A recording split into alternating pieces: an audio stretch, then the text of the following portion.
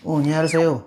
Ang sakit ng katawan ko kasi. Ano ginawa mo kasi? Workout ako kahapon. Nag-workout ka? Yes. Parang ilang buwan ka nag-workout? Bago lang. Hindi pa kaya sana saka- yung ano ko eh. Hindi pa sana yung katawan ko, yung mga muscle ko. Parang nabigla ba? Alam mo saan ka nagkamali? Saan?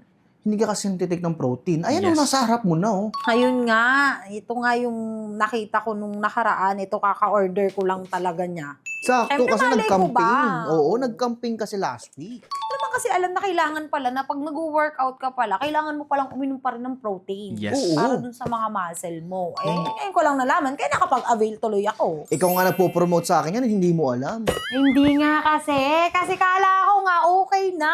Kala ko Oo. sanay na ako. So, kailangan pa rin pala yung mga muscle natin, kapag pinunit mo siya, kailangan meron ka ipapakain sa kanya para smooth. Para ma-achieve mo pati yung mga muscle na gusto mo, 'di ba? Eh, ano bang benefits niya mga yan? Yun nga yung maganda dito. So, kapag ito yung inavail ko na to, hindi ka magkakaroon ng pimple dito, Dolores. Bakit? Kasi meron Derma siyang ba yan?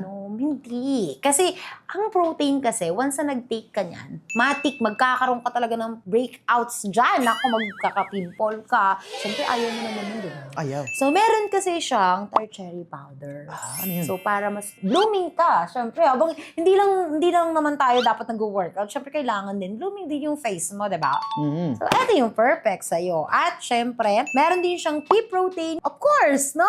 At stevia leaf, yung ginamit na sweetener sa kanya. Ano pang iniintay mo?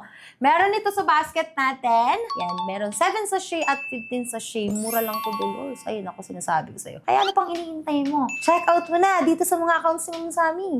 From 7 a.m. yan hanggang 1 a.m. ng madaling araw tayo nagla-live. Yun lamang po. Ayan, thank you so much and bye-bye!